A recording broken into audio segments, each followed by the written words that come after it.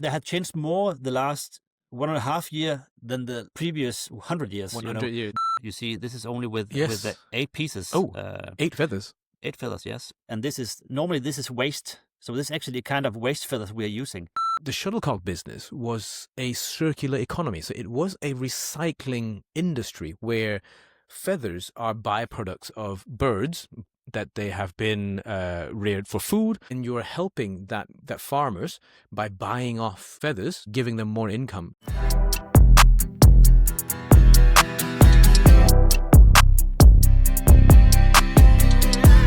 Hey guys, welcome back to another episode of the Average Not Average podcast. Happy New Year to everybody who's listening, watching all around the world.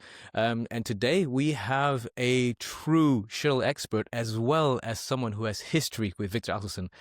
Unfortunately, Viktor couldn't make it today due to some family emergencies, but Rasmus will have some stories to tell that he will need to respond at some point in the future. Rasmus is currently the CEO of RSL Europe, a true shuttle expert with a lot of expertise and experience within the sport. He also has run his own badminton stores as well, so he knows what it's like to be on the commercial side of the business, as well as being a stakeholder, participating in a lot of tournaments as a sponsor and so on. Rasmus, welcome. How are you? Thank you. Fine. Thank you, TK. Thank you for inviting me. Yeah. I mean, it's a shame that Viktor couldn't make it today, but that means we have stories that we can tell that he will have to defend himself at some point because believe it or not, Rasmus, you are the first person I was told to give Viktor a professional contract. When was this? I actually did some research, so I thought you will ask this question, and actually I found the old contract here. I actually had it in frame, so it's like this. It is actually made on the 19th of March 2004. So he should be 10 years old or something, I think. Something like that, yes. Professional, I don't know, but I was at that time. I had my a badminton store in Odense. Actually, we are from the same club. I played with Viktor when he was younger, and I was younger as well. In Odense Badminton Club. So I think actually I've never lost to Viktor, but I haven't played him since he was 12 years old, I think. So okay. So maybe that's the reason. So that's a good win-loss record to keep. Exactly. So, but at that time, his first contract says that I will provide him 2 rackets free of charge, t-shirts as he need, 3 pairs of shorts, 2 hoodies, and 1 bag. That's it. Okay. So that was per year, but that was the first contract back in 2004. So wow. And I love that you framed it and then put it behind your desk at work. I actually have it here at my office, so it's like wow. Wow. So history. I think you both have history then, because he has in passing conversations previously, he has mentioned that because he was cleaning in the store, and then he was, I don't know if he's washing the toilet, but then he mentioned cleaning stores and stringing. You're right. Yeah, you're right. I to be honest, I don't remember when he was. At that time, I had 3 shops around Denmark, in one in Odense where both of us lived, or I live still in Odense, and I had one in Copenhagen and one in Kolding. And I think he was, I don't know if he was 12, 13 years old or something when he worked there. But it's right. It was kind of a community for a lot of all the badminton players from especially from OBK. A lot of friends came by, and also Viktor. So I've known him since he was, I don't know, 8 years old, and I still, as you said, talking with Henrik, his dad, from time to time. So I'm still following them. That's a family. Yeah, they both speak very, very highly of you, and then they certainly said you were the first person to give Viktor a professional contract from that side of things. And then, so hang on, so go back a little bit. Did he approach you at the club when you were both playing to say, "Hey, Rasmus, can you help me out? I'm trying to play a little bit more," or you went to him and said, "You got potential"? There was no doubt that already at that time, I think, from the early beginning, everybody could see that actually Viktor, he was talented. And as he had mentioned many times before, I've heard that he was always in the hall and at that time, I think I'm 12 years older than Viktor, and when he was 8, 10 years old, I was a senior player, and at that time when we were playing or practicing, he was always around the courts, and everybody knew Viktor from that time as well. So I think even from 8 to 10 years, there were no doubt that he was talented. He was something special. So it is true. So I don't know, but actually I think that already at that time, Henrik, his dad, was what can I say, supporting him or pushing him a bit or helping him, trying to. So I could imagine it was him that approached me somehow. But he was also there. We strung his racket and all these kind of stuff. So he was one of the guys, not having the daily routines there, but came by the shop from time to time. Yeah. Okay. And then so with Viktor working in the store, he's not here. No. How was his cleaning? Did he do any cleaning and stringing or like clean the toilets? Did he? Probably, I think, because he was at that time the youngsters they were stringing and doing all the cleaning up at the warehouse, or it was not a big store, but yeah, I think we also had his sister Johanne working there. As I remember, right, she was maybe a bit more, what can you say, we could rely a bit more on her, I think, but I'm not sure. A bit more professional. Yeah, I think so, yeah. But it's many years ago, and yeah. Yeah. I mean, I think thinking back when I was 12, I'm not sure I would be totally reliable if I'm left alone to look after a badminton store, if I love badminton as much as I do now. Like it'd be like me in a candy store. There's also the difference between a boy and a girl, I think, at that age. So that could maybe be the difference. Yeah. Well, maybe this is why, like, Johanna's the brains, right? And then Viktor is the athlete. Maybe. Yeah, maybe. True. But I think it also at that time already, he practiced a lot, and as I remember him, he was also really ambitious and yeah, he spent a lot of time in the hall, and so it's not that he had worked there for many years, I think. I cannot remember exactly, but yeah, but it's true. Wow, yeah, okay. he was there. Okay. And then so when did he move from the contract that you gave him, that one that you have framed? Did you renew a different one, or did he just, okay, thank you, Rasmus, I've got another offer, and then I'm moving on to this? What happened? No, I think he was. It was really friendly, not that in that way, really commercial. It was to help him, and he helped us. And I think at that time we built a small brand in my shop called Serve. It's still alive today. The brand after I sold my shop. And he played with this brand for many years. Actually, I think he played his first World Championship, Youth World Championship. He played with the serve racket. Oh, wow, and then suddenly, I think it was in I can't remember, but then he was approached by Head, and they gave him the first what can I say, really commercial contract with you can earn some money and all this stuff, and we were still a part of the agreement. He played with the ketchup in the name of the shop on his chest, and actually he played with a brand, our shop name, I think, on his chest when he won the World Championship. World Juniors. World Juniors. Wow.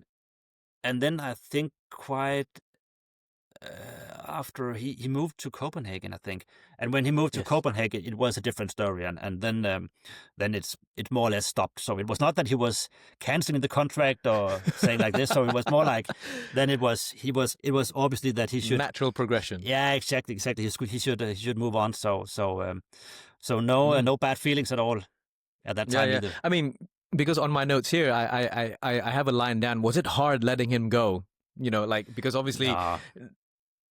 Okay, no, so it was progression. Quite, yeah, exactly, and we have always been good friends with the family, and as I said, I'm still in contact with Henrik, and from time to time, and we are always discussing all our thoughts about the business or what's going on, and that's really good. So it's not that that much in touch with Viktor, but I follow the family from the side, so that's really great. Afar. So no bad feelings at all. Even it's that's amazing. So, because so when did you sold your stores and then you moved to RSL, correct? Yeah, that's when true. When was that? That was in 2012, I think. 12. Okay. Yeah. So it's 2012. 12, yes. So I've been with RSL since 12, in a few different positions, but then today since 2020 as a CEO. So I have still continued being in the badminton business, and for me, I think it started as many of us that it was in love to the sport, and I really enjoyed badminton, or it was actually for racket sports. So we also had tennis at sports at that time, and I was also like, there was entrepreneurs in my family, and I also thought that this kind of doing business also could be something. So we started to build up this small chain of badminton stores in Denmark. And then after I started when I was 17 years old, so quite early actually. Wow. Back in 2000. In 2000. So I maybe also thought that in 12, that if I had turned 30 and if I should do something else, maybe it was time to try something new. And then I started at RSL in 12 and have been there since. So, but I'm still in the business, so it's not the same, but maybe on another level as before. But yeah. Yeah. So I just want to quickly pick your brains a little bit more about that, because you're currently in a very senior position within the sport of badminton. So RSL is incredibly famous as a shuttle manufacturer. Whilst obviously you do carry the full range of equipment, so you have shuttles, clothing, X, Y, and Z, rackets as well. But then RSL is extremely famous as a shuttle producer. What has changed in the last 12 years from what you see now that you have such a good overview?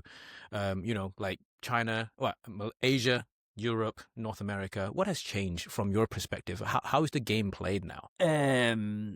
I would say that most of my experiences is related to the European market, actually. But I will see that also. I think from my point of view and from an international perspective, I think that we are the dominance has maybe changed a bit. So if you say, I would say on the worldwide market, I would say that China has become even stronger. You know, it has always been a strong badminton country and always been the biggest in the market. But today my feeling is that China is going crazy again over the last years. And also what I could imagine we could talk about later is also the situation we see today with the feather situation in the Shuttlecock business, that I believe that, and maybe I'm wrong, this is just my own feeling, that the Chinese market is maybe 15 to 20 times bigger than the whole European market. So there's a huge difference between Europe is just a small note compared to China. And then we haven't even mentioned India or other Asian countries yet. So Europe has become, what can I say? Not secondary. You think? Yeah, exactly. Yeah, actually, I think. Yeah. And also my feeling is also, what if you talk with some of the retailers around Europe, that when new products are coming in or been launched, it's like they cannot get enough for. It's just like they do not have the priority on the big worldwide market. So I really think that has changed over the years. If you go, let's say 30 years back, then especially Denmark, but Europe itself was a prestige to be here, and all brands actually wanted to push the European market. Yeah, exactly. Yeah. But today it's like there's a huge difference. Okay. And also, if you look internally in Europe, you also see some changes now that Denmark has been dominating for many years, but you also see it at the level today. If you see the youth tournaments now, it's also changed a bit. It's not Denmark winning all the championships anymore. So France has become the biggest market in Europe, and also Germany is doing great, and UK as well. So I think that what can I say, the power in the market is not changing, but maybe what can I say? It shifts. Yeah, exactly. Yeah. Yeah, and then so it's actually good timing that you mentioned that Europe often doesn't get the same launch dates as Asia. Yeah, exactly. When a brand launches something, and so Li Ning this week they had a global launch for the first time ever for one of their flagship rackets, and this is the very first time ever. And I think besides Yonex, I think they are the only second brand to do it. Although this is only the first ever launch. Yes, I think it remains to be seen if it's continued on. If you continue to do it for years, then it's a true global launch for the brand. Sure. But then, yeah, because I think so far only Yonex has been able to do it. Even, for example, like Viktor, we speak to Viktor Europe quite regularly, and they often also still say, again, like you said, maybe the Chinese market is so big that they take up all the inventory straight away, and the rest of the world is just taking scraps, like we're just taking the last few percent. True. But 15 to 20 times is a huge number. I think that is the shuttle business, I think. But I don't know, to be honest. I don't know the exact numbers, but my feeling that to be honest, that if the brands, they can own China, they don't need anything else, then that's it. So it's yeah. I have seen and heard that before, but then so here's one for you to guess. You're in a much better position than anyone to be able to guess this. How many shuttles are used a year globally? Can you give us a range? If it's easier, go in tubes. Go in number of tubes. Oh, so I need have more a calculator than just in front of me.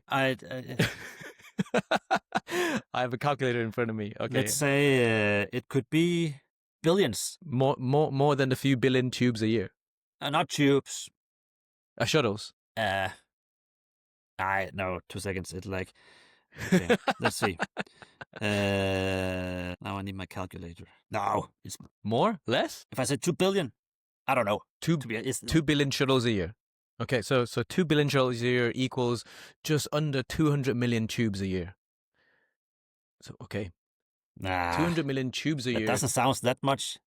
No, it doesn't sound that much. No, I'm totally wrong. To be honest, I have no idea. Then I need to look at my Excel sheets or something. Otherwise, it's for a fast calculation in my head. I think that's too much, but I don't know. Oh, okay. And so, but it all depends. It's like if I say, I don't want to guess. It would just be a guess. Yeah, so it will be a guess because obviously you only have your own numbers, right? And then so in terms of the global percentage, what is RSL's market share? So hang on. So in terms of the big players for shuttles, we're going to deep shuttle talk now because you're the true shuttle expert. Yeah. How many major brands are there for shuttles in your head straight away? It depends. If you talk about Europe, I would say that we are one of the big ones, and then we have of course Yonex, we have Viktor, and then also Li Ning. Somehow they're not that strong in Europe as in China, for example, but they are here. But we also see now that when we have these issues with the lack of supply, and it's really difficult to get shuttles actually, and all prices are increasing a lot. We also open up for more for smaller brands. We also see Ling Mei, which is doing quite a good job in China, but there are so many different brands there. So that's also why it's difficult to see. I would say that our internal sales, I would say that we in Europe are we are maybe our China sales is maybe 15 times bigger than 15, 20 times bigger than our European sales. So if I just add it up, so it all depends on how many. I think our market share in Europe is bigger than our market share on a global basis. But RSL today is the biggest manufacturer of shuttlecocks worldwide at 22 factories around China. We are producing around 1.2 million tubes a month, and we have capacity for more. So today it's just the issue that we can't get enough feathers actually. And that is the main focus has been for us the last 12 months, just to keep stock, to be able to supply. But to to compare to our competitors is really, really difficult because the numbers are not official, and I know my numbers, but What to about know their exactly numbers? what, Yeah. but I would say that we are the biggest manufacturer worldwide. So in that way, and we are more or less only producing in our own brand. So means that the brand of RSL as a shuttlecock brand is really, really big. Okay. So obviously you've mentioned that there are OEMs. So OEMs is original equipment manufacturers. Like, so you or potentially a factory producing for somebody else. You're just using a different label, different sticker, and it's just white labeling, and people can then put their own brands on there. But RSL currently only produces your own shuttles, and you could and you're not producing for someone else. A few, but really, really small numbers. Okay, perfect. And then so you talked about feathers. And then so I remember us having a conversation maybe a year back, maybe 18 months ago, that you used a really good analogy. So the shuttlecock business was a circular economy. So it was a recycling industry where feathers are byproducts of birds as in geese and ducks, that they have been reared for food, and then the feathers are byproducts, and you're helping that farmers by buying off the feathers, giving them more income and stuff like that. So, and the whole world have been in feather shortage. And does RSL, do you guys own the farms too? And are you just buying feathers? Not directly. We are buying, but we have a quite huge buying power actually. So in that way, we have access to feathers like maybe some of our competitors do not have. We haven't been out of stock in Europe. We have been able to supply all kind of shuttles during this crisis for the last 12 to 18 months. So it hasn't affected us in a bad way. Actually, it's been quite good for us as a business, as we have been able to supply all the time. But again, it really need us to be more to purchase the right and to be more ahead of time and everything like this. But you are right. It is like a kind of circular economy, or we are all also, maybe people are wrong that they're thinking that that you're doing geese and ducks for just for the shuttlecocks. That's not true. It is for eating. It's the meat. It's the main part of the business.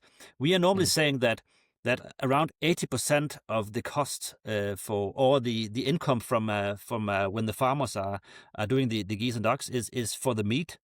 Then we have around 10% for down, and then we have 10% for the feathers. And we are taking for the shuttlecock industry. We are using. I don't know if you're using all the feathers, but a huge part of the feather capacity. There's a lot of feathers on the birds that we cannot use, but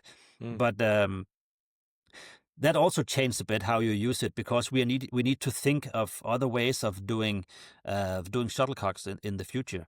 I can actually show you here. We have this one. You see, this is only with the 8 pieces.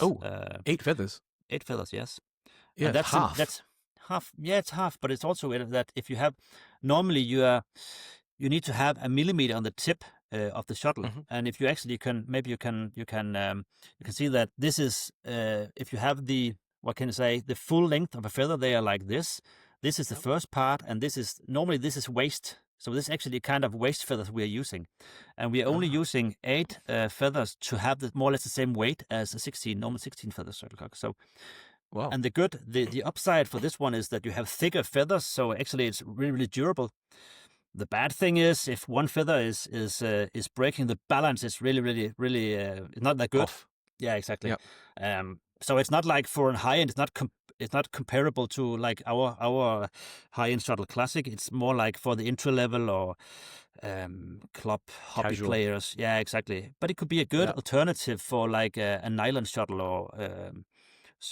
But that is actually changing. That's the lag in feathers and the low feather supply is actually changing the whole industry now. That even we can get feathers enough, but the prices are increasing. But it's also force brands to think of alternatives to synthetic. Yeah. Exactly. Yeah. I mean, so when I was at a Denmark Open, I was able to get my hands on Yes, the Pro, the Carbon Pro, and this is the old one. Yeah, so I haven't been able to fully test it yet, but then because of the price, the offer is very, very what's it called?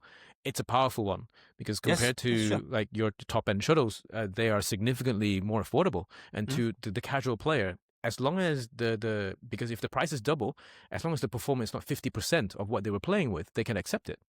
It's the context behind the picture, right? And if it takes 40 euros for a tube of say AS50, and if this is 20, then you go, ooh, is this half the performance of a Yonex AS50? And if it's not, and if it's close enough, then it's very acceptable. It's the perspective for them. In my opinion, it's not. It's a really, really good start, actually. I think we have what is coming out now, both from our side, now it has been launched from Viktor, and also saying that Yonex are launching in beginning of next year. It's like, it's a really good start. And I don't think that we have seen the final result of the next generation of a shuttlecock. I don't think we have it yet, but it's absolutely a good start. And I think that we now actually have some shuttles that you can actually use on an okay level, actually. To be honest, I've also tested the shuttles, and I don't feel it's like, not that I have to talk things down, but it is different. It doesn't play as a feather shuttle, of course, because it isn't. But it's actually an okay alternative so far, and let's see how things will develop. And that could actually have been interesting to hear Viktor's opinion, because you see that you should expect that you can be able to play with the synthetic shuttles during maybe next year or something for international tournaments as well. Maybe not at that level, but anyway, it's like you need to look in that direction.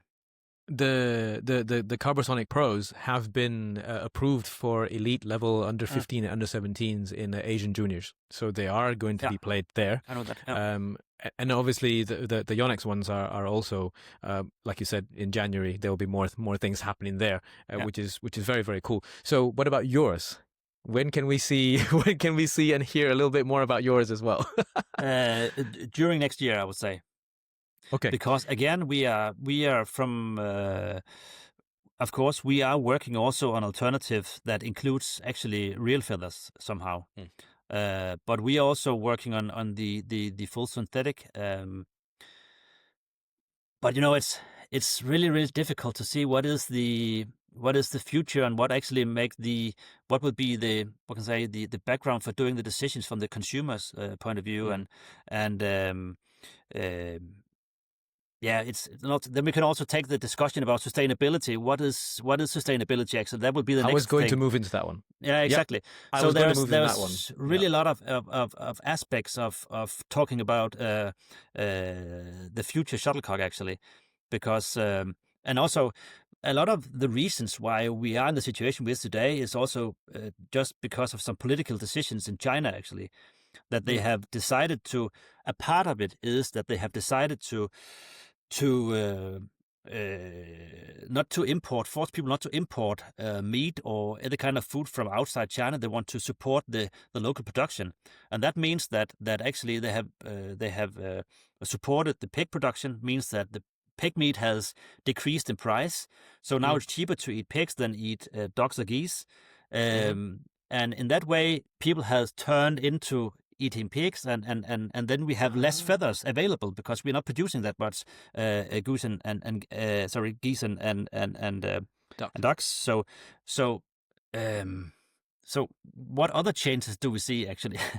Because that is one of the main part of it, and also it should be like in China. I'm not sure about this, but it should be more healthy eating pigs, or it's a.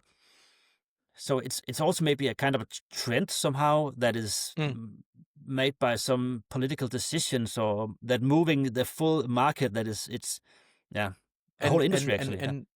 And is it correct to say China supplies 100% of the world's feathers? No, that's not correct. But they are. We also get a lot of feathers from Taiwan, actually. So, but that, I think that's most the ducks, and then but geese are from mostly from China, And they are really good at the climate for Europe. Actually, a bit colder weather.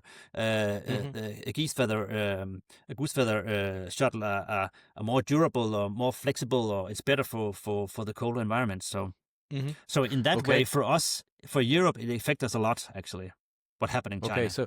And there's always this concertina effect. The concertina effect means a decision is made, say, 2025, but you will only feel it, say, 2026, 2027, 2028, because it's a decision that has impact down the line.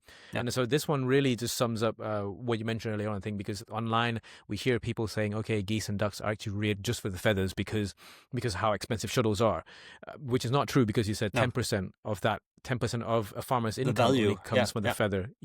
And then 80% from the meat, 10% for the down, 10% for the feathers.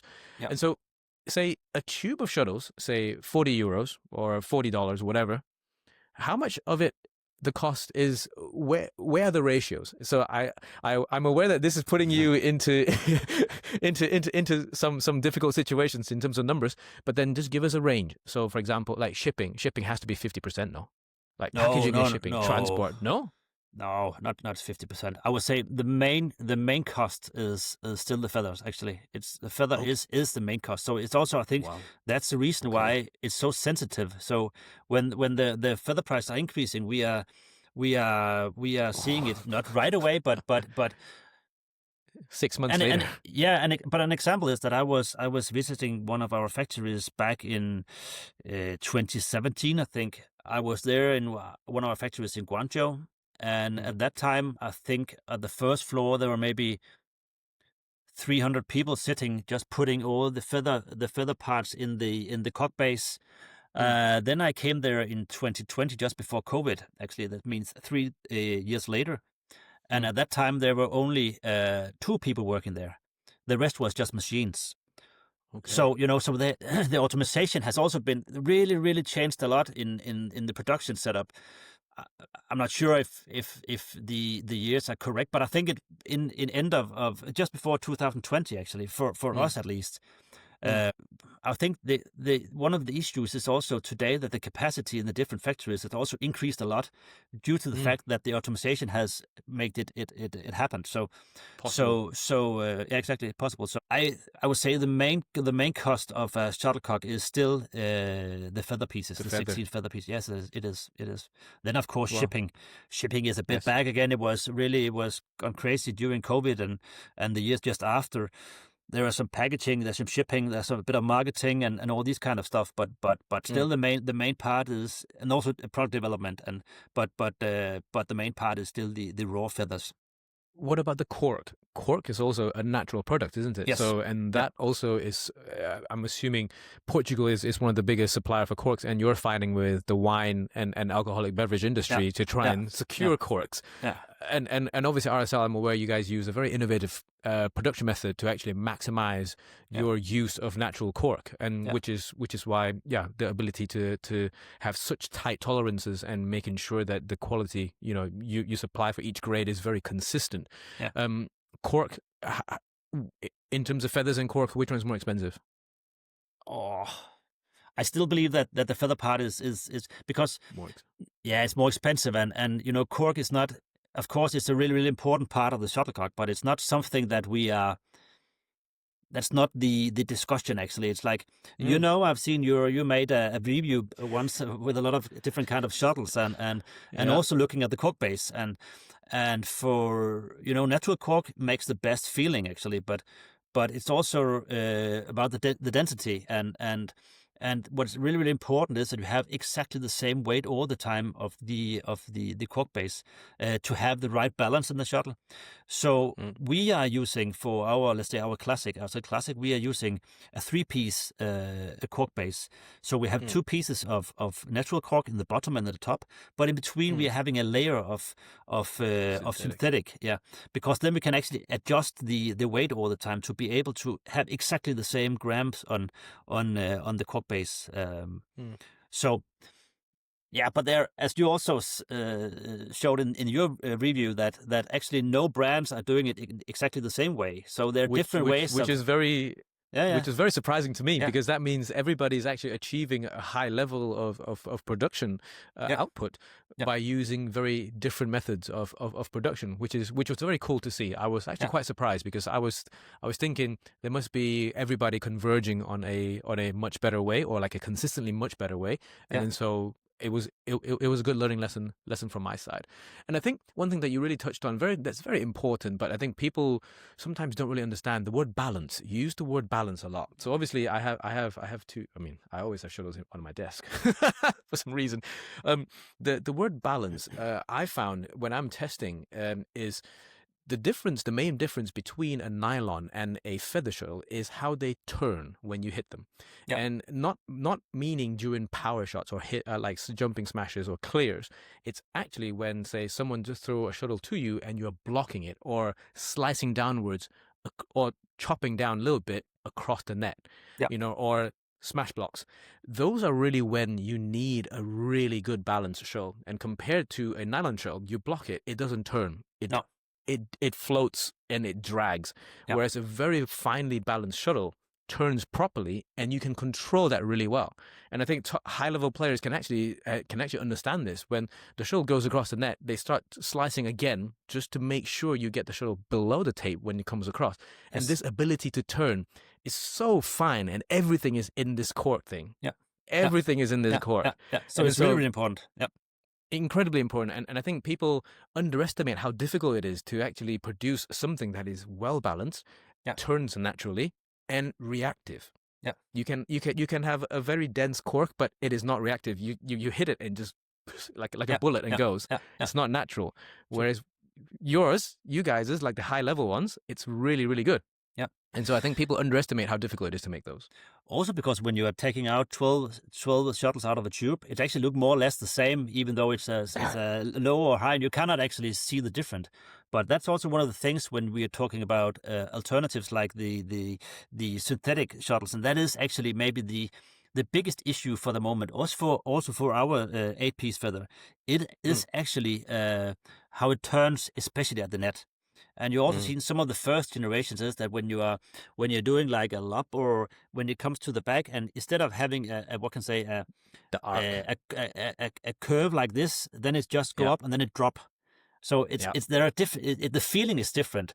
So that's a part of that is before you actually talk about how you cut in the feathers or what else you do in your game, but there is differences, and depending on how at what level you are playing or what you expect from your shuttlecocks, you will have different opinions about.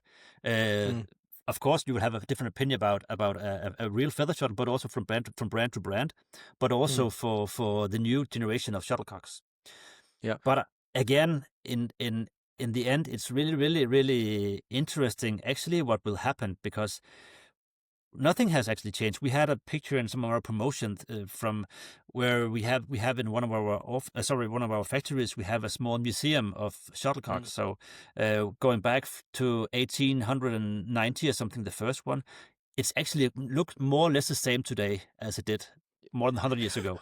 Actually, I think I've seen the photos. Yeah, exactly. So what has changed there had changed more the last 1.5 year than the previous 100 years. 100 years. Yeah. So what is happening now is really, really interesting. So I still believe in the feather shuttle, but yeah. Well, I think we need to clip that. What has happened in the last 18 months, a year and a half, has changed more than the last 100 years. Because I think that's a clip there. And so I want to go back a little bit to the sustainability side that we talked about earlier on. So natural feather, thread, and then glue, and then cork, and then the white stuff is leather, which is typically natural, but there's also synthetic one. But generally, the shuttle business is a recycling business, right? You're using byproducts from the animals, and then you're taking them and making them into a very sustainable product.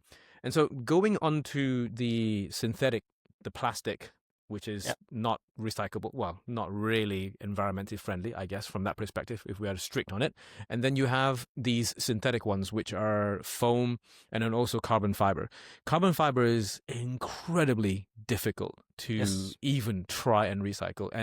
And the amount of, I would say, harm it causes, like if you're ever pierced by a piece of graphite or carbon fiber, you will know that it is not fun. No, exactly. And so and then I'm not sure about Asia, but then obviously in Europe, a lot of countries take circular economy and also net zero incredibly seriously. Yes. More so, I'm assuming Denmark. Denmark has to be one of the countries that's leading the way in terms of making sure companies are net zero. Yeah. Where do you see this going? Because we're going from a natural, sustainable product to a non-natural, non-really recyclable product to begin with. I think that is really one of the big unanswered question. Actually, I would say if you go 4 years back before Russia invaded Ukraine. In Denmark, at least, we were only talking about sustainability. When there was the election for all the politics, they were all talking about sustainability, environment-friendly products, how to minimize this, and what is the goal for 2030, all this kind of stuff. Then they used all the money and all the energy on the war. So now we're not talking that much about sustainability anymore, but for sure it will be a topic again somehow. And to be honest, I don't know because from my perspective, I see the old kind of Shuttlecock like more sustainable than the new version, but yeah. Because as you said, carbon is not good using for you cannot recycle it. So it's very difficult. Very difficult. Yeah. So that is not the right product. Maybe full synthetic, maybe, or actually, as we have seen for the last years, also some kind of a hybrid. Hybrid between you still have the synthetic part, but you're also using more natural of the feathers. Yeah, exactly. If you have the same thinking as we do with the 8-piece feathers, where we're actually using some of the waste from our normal feather production, then it makes sense again somehow. If you can use shorter pieces of feathers for the hybrid, maybe that could be a way to go. And that was actually lead to the thing I started saying that I don't think that we have seen the final form of the next generation of a shuttlecock. No, I don't think so. But I think we have had a good start, and there's a lot of good tries out there, and we still see new. I just saw one last week, a new one coming up. So there are still new ways of going. It also depends on how BWF are seeing this. As today, it's written that it has to be 16 feathers, and I think it's written like not actually natural feathers, but feathers look alike or similar to a natural feather or something. So it's also about how the regulations will be, and will they open up, saying, okay, can you actually are you able to use only 12 feathers on a shuttlecock? Means that you can actually release 20% for the global market. Then you can increase the total volume of available feathers again. Actually, 12-piece shuttlecock actually fight quite good, quite similar to a 16-piece. 10-piece doesn't work. 8-piece actually okay. So that's some of the things that is going on now. But again, it will also be that the whole industry should look into these kind of new ways of thinking shuttlecocks. But everybody, due to the fact that the supply is really, really low, limited, is limited, you need to do something. And also because maybe you know more about these, but the total amount of players on the worldwide basis is also increasing a lot, I think. So especially in China, so some countries are really, really increasing. So the needs of feather are really, really high, and higher than ever it's before. Going the wrong way. Exactly. So something needs to happen. So yeah. Yep. Okay. Yeah. So because I think based on the latest numbers, I think from BWF, previously I think they said that they had a reach of 300 plus viewers or players or something. Now the current number is 770 million. So it's a huge increase in terms of reach. And so in how many years is that? The increase? I think this is the latest cycle. So I think this is maybe for the last 2 years, I think, the numbers. Wow. So I don't know how they calculate the numbers, but I think it's per year in terms of viewership. And so more people are watching badminton, and hence probably also more people are playing badminton. Yes, sure. Do you feel like in Europe more people are playing badminton as a whole? Yes. Certain markets are growing faster than the others. Yeah. I think that the total market in Europe are increasing. Not maybe in the same scale as in China, but yes. I think we are estimating that the market are growing with around 8% or something. But it's really, really difficult to because I don't know if you can rely on the numbers you can see online. It's a range. Yeah. Yeah. So how do you actually? How many players are they registered, or are they either just playing for fun, or in a pay and play, or But definitely we see some countries that are really, really increasing, and we have seen over the last I would say 10 years, for example, as we talked in the beginning about France, they have really, really, really increased numbers of players, and we also feel it, and it's a really huge market. I think it should be the biggest badminton market in Europe now. Probably. And Denmark is maybe a bit more stable now. It has been for years, and now it maybe flattened out a bit. But it is not the dominating market anymore, and we see that also Germany is doing quite okay. They maybe it's also not a difficult market, but it's a different market. But France is absolutely the one that is really increasing, growing incredibly fast. Yeah. I mean, because so the World Tour finals, as we're recording this before Christmas, is happening right now, and I see yesterday that I think BBF published where to watch the World Tour finals, and L'Équipe is now showing badminton, which is a great thing. Yeah. Exactly. Showing badminton on TV, and from L'Équipe, you go, so that means it's a real positive impact since the Paris Olympics, and they now have 3 players in the top 15 for the men's singles. Tom and Delphine is doing incredibly well on the mixed doubles front, and so they're a strong European nation now, competing with the best, obviously, from Denmark and the rest of the European nation, and they're regularly now in the World Tour. Now they're in the World Tour finals, so clearly they've done incredibly well. And so we talked about 2 billion shows potentially a year, 200 million tubes a year. Does that mean the market size at consumer level is about $2 to $3 billion US dollars a year? There are different grades, right, to shuttles. So hence some shuttles will be cheaper, some will be a lot more expensive. But then I think my guess, maybe. I think your guess is my guess not better than yours actually, but no, and it's for me it's difficult to actually to have I don't have a feeling about how it is in the Asian markets. I know that for example, you can say from our side in Europe we have a range of shuttle called tourney. Starts with the classic, then number 1, 2, 3, and 4, and so on, and we are going down from classic to tourney number 4. But I know in China they have tourney number 12. So they're at least 8 grades below this one. So I have no idea, to be honest.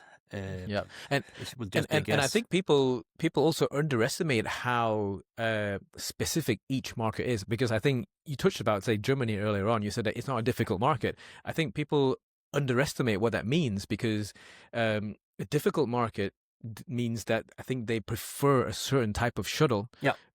Like the players there prefer a certain type of shuttle, and like you said, the RSL 5, 6, 7, 8, 9, 10, 11, 12 will not be used in Europe, because European players prefer, better wearing, more durable. They don't mind paying a little bit more for better quality, but it's just the culture of the player there requires 1, 2, 3, 4, whereas and they're happy to pay for it.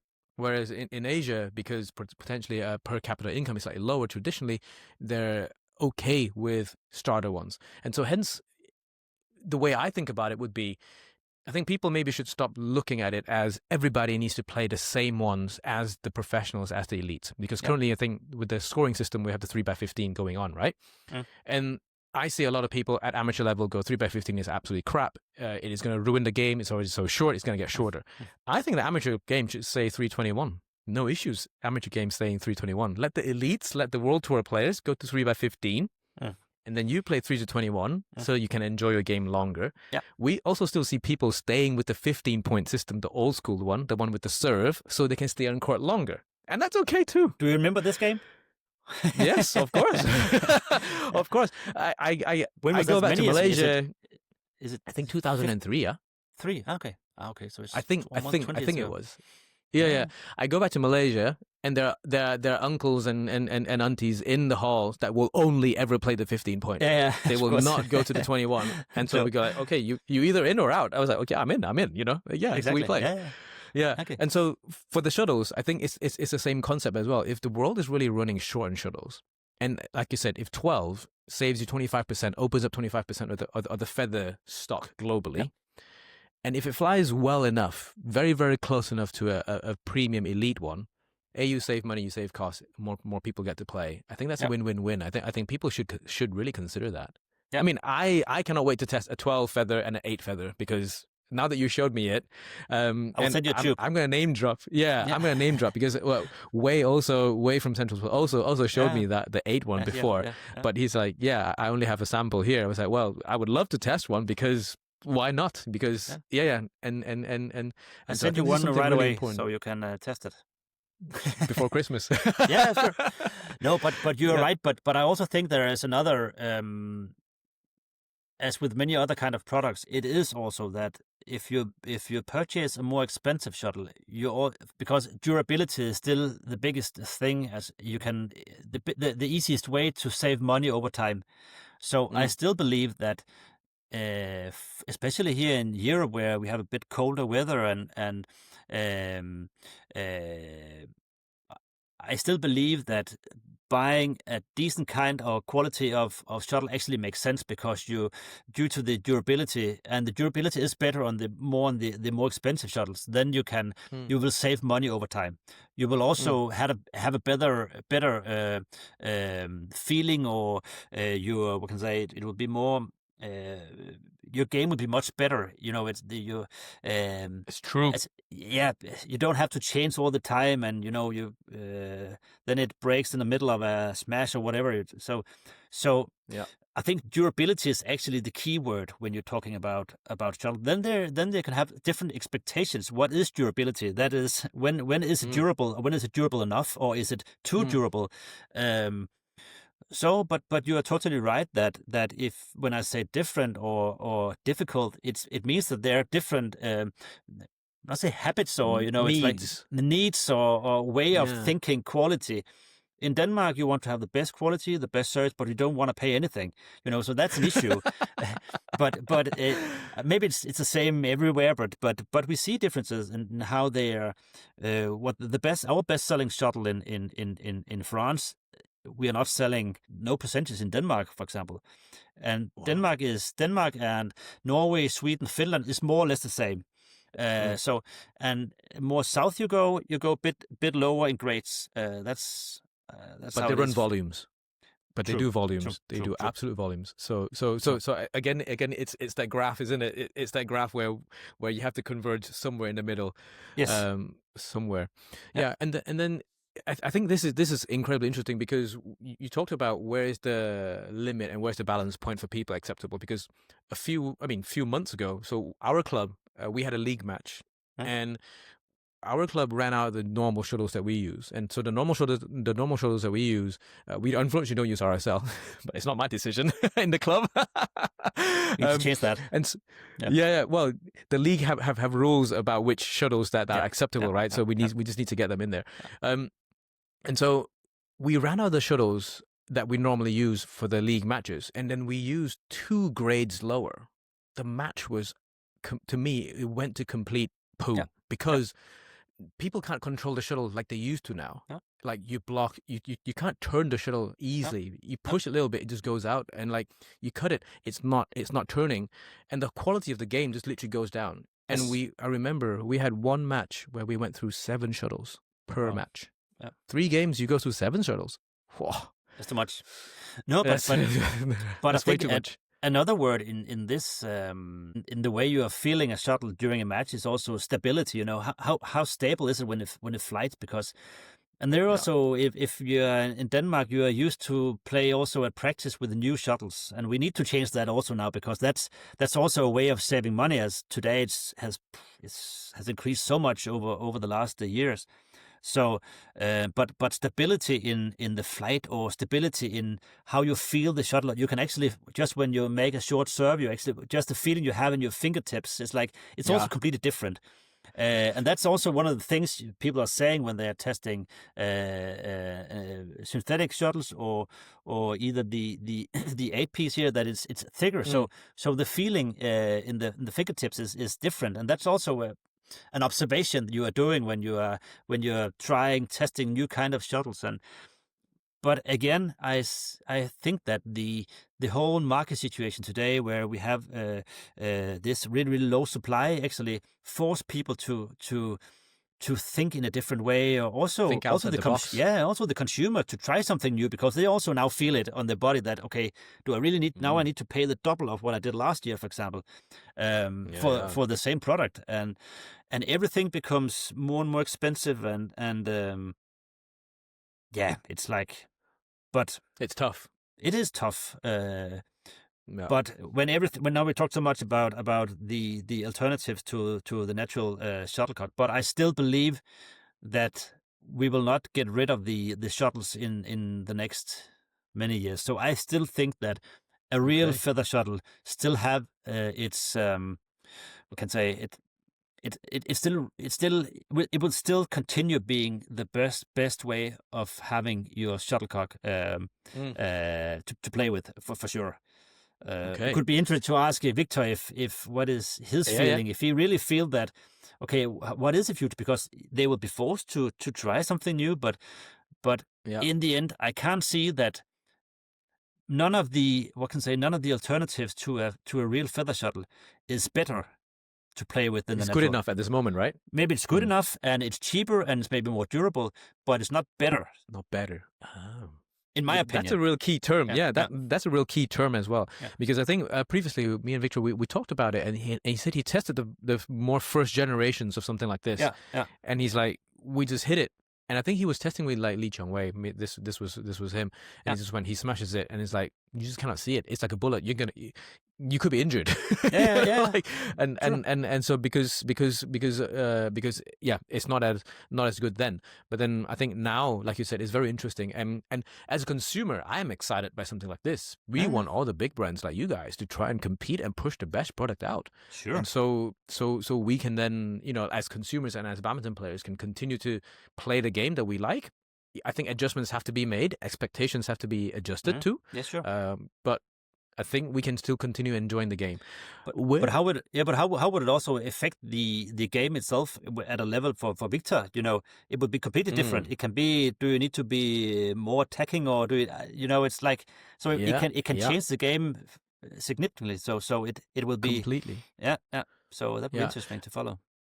The way I look at it is kind of like Formula One with tires. Like, whilst they only have Pirelli as a tire supplier, but they have different compounds, and so like the different shuttle types is like the different compounds. And when they change a shuttle type, they go into a different compound, and how they drive on the circuit is so different. And I think this one happens already on the tour. I can see with different brand shuttles, players play slightly differently because of the hulls and the shuttle speeds. But when we change from natural to synthetic, I think we will see another shift again, and that'll be super interesting as well. No, you go. No, I don't know if you compare a bit to, because also if you look at tennis, for example, you have different surfaces. You can play on hard court, you can play on grass, you can play on clay, And you also had different kind of balls, different kind of felt, different kind of, I don't know if the pressure, but you have different kind of balls for different surfaces, and that's also something you need to adapt, or you need to take into your game, how you play when you play on hard court or you play on grass, or and different kind of players are good at one surface and another one for another surface, So I don't know if that could be. We're trying all the time for badminton to keep it at the same way all the time. I don't know if it has to be like this. So it could also be that some tournaments are played with the nylon shuttle. Some tournaments have been played with a feather shuttle. We don't know. I absolutely love this idea, and I think we need to accept that we don't have to be all the same consistently all the time. Yeah. Like you said, different locations can play different types of feathers or different kind of shuttles. I love it when we now have different colored courts. Yeah, it's an identity. Yeah. It's an identity. Like World Tour Finals, it's always red now. Like we all know it's red. All England is now grey, and then so like the Hilo Open's now blue. But does that change the game? Not really. Not really. No. Not yet. No, not yet. No, not yet. Not yet. Well, we also have slippery courts, and we have. That bit changed the game. Yeah. So we need to control that one because of safety reasons. But I agree. Like I think we should be able to accept that there's some changes. And that also makes it more professional, I guess, in that sense, because it's a new identity. Yeah. You can own that identity. So I love that idea to be able to do it differently. Here's one question in terms of the consumer side of things. Cost. When is it going to stop going up? Because I don't know. Because well, it's all like I was going to say if you mean it's if the demand is going up, and there are still not enough feathers, then the farmers will keep the feathers for tomorrow because it's more worth tomorrow than yesterday. Then the price will go up again. If you see that, maybe also the impact from synthetic kind of shuttles, that if the demand is slowing down, they want to push more feathers out in the market, then the prices are going down a bit. So it's really, really hard to say. Maybe it's we kind see of like selling oil, huh? Yeah, it's more like it's sure. I think my feeling is, and maybe I'll be chasing after here, but my feeling is that we maybe will still see a bit of increase somewhere, but it will slow down a bit now, actually. Okay. But if it's the end, I don't know. It can be that it will go up again, but then we see again that it's always like.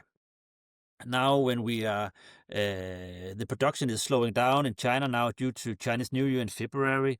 Then when they come back, they will also change a bit. The price will go up a bit again. I don't. That's you don't want to say that. No, because I have made a lot of I've guessed for the last year, and I have never been right. So it will just be a guess because I don't know, and I think nobody knows actually. Mm-hmm. Depending if you have bought for stock or for, I don't know. Yeah. I think for consumers, I think especially like this season, I remember like a lot of clubs, a lot of players. I'd say in the UK, I'm fairly sure it might be the same for the rest of the world as well. Like people are really feeling the shuttle. Like nowadays, if you have a really nice one, you pull it out and you go £3.5 for a shuttle. Oh. Yeah. Like, or maybe some, like £4 at retail price. You go, wow, that is really painful. And so, people are really starting to think about it. And then you have pickleball and paddle coming in, which are really popular in certain parts of Europe and now also Asia.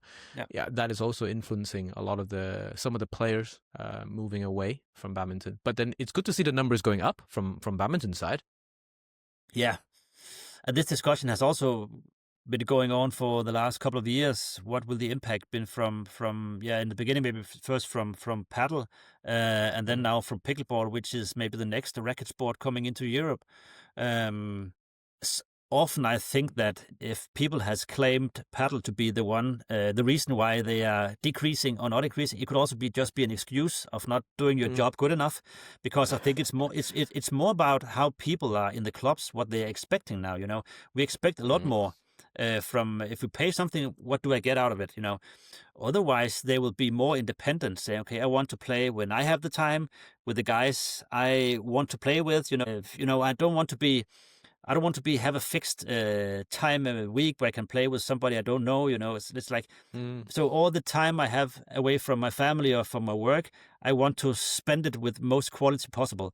I think that is actually more the reason why it could be that badminton as a sport will decrease, but we are not seeing these numbers. So of course it can take some players away from badminton playing paddle, but especially what I see in Denmark is that it's not just for racket sport. There's at least as many soccer players or handball players or whatever playing paddle. So, and then the next thing will be, okay, how I think for badminton it can also be a win with the pickleball, as pickleball is actually the same same area, hall. Same hall. It could be, you actually play it on a more similar like a badminton court. Yep. So in that way, yeah, exactly. So it could also be an opportunity for the clubs to maybe to increase numbers of players. Actually, to have more money. Offer them. Yeah, exactly. Yeah. And if you look at the sport of pickleball, it's really, really big in the US. And how will that be in Europe? Or it's like, yeah, it's. But again, as different as the shuttle market is, it's also different how you run a club in Germany or in France or in Denmark or in the UK. It's different ways of doing the practice or the whole organization of the club. So yeah, I don't know. There's a lot of factors influencing here. Yeah. Okay. No, I've just looked at the recording clock and it's 1 hour and 5 minutes. So I think we should cut it here. I really appreciate Rasmus. Like I think every time we chat, we lose time. Like we could completely go for another hour easily. Yeah, sure. we can go for another hour easily. And no, but I really appreciate you coming on here. I think the first time we chat was maybe about 2 years ago now. Yeah. And also it was regarding shuttles. We went deep, but then this time around, like it was a lot more same level of discussions, which I really enjoy, and then just hearing about your perspective of the shuttles, because it's an insight that not many people have with the position that you have and with the information that you have. Not many people understand that. It's a tough business. Yeah, for sure it is. But most of it also just, it's really much based on a feeling, because today it's really unpredictable. So you don't know what will happen. Maybe some other brands have some other, knowledge about what will come in the future ahead of us. But for sure, a lot of things will happen, both from RSL and from other brands, also in the nearest future. But what will be the next Shuttlecock? I don't know yet. Okay. I mean, I think I've got my title of the podcast already. The last 18 months has changed more than the last 100 years. You're right. I can send you a picture for how it looks back in the 1900s or something. Yeah. Yeah, no, absolutely, please. Yeah, and then so thank you so much for your time, Rasmus. We will get Viktor back on another episode with you, because he needs to go, he needs to answer some of these questions here. Thank you so much. And then hopefully I'll see you very soon. I'm actually flying to Copenhagen tomorrow. And then for the Women's Badminton League. Yeah, sure. Interesting. Yes, for the women's round in Solrød. Yeah, Solrød, I'll be. It's really good. And then I'll be out. Yeah. Good. And then hopefully I get to see you again soon. And then we will catch up in person again next time round. We do. No. Super. Thank you so much, Rasmus. CK. I really Thank you. appreciate it. Thank you. Cheers. Thank you. Bye-bye. See you then. Bye-bye. See you. Bye-bye. Bye.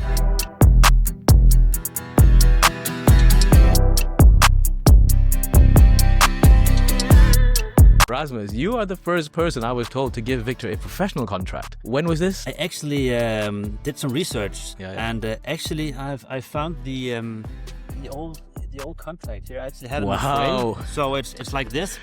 It is actually made on the 19th of March 2004. Wow. So he should be, 10 years old or something, I think. Something like that, yes. Rasmus is currently the CEO of RSL Europe, a true shuttle expert with a lot of expertise and experience within the sport. He also has run his own badminton stores as well, so he knows what it's like to be on the commercial side of the business, as well as being a stakeholder, participating in a lot of tournaments as a sponsor. We are from the same club. I played with Viktor when he was younger. So I think actually I've never lost to Viktor, but I haven't played him since he was 12 years old, I think. So maybe that's the reason. So that's a good win-loss record to keep. Exactly.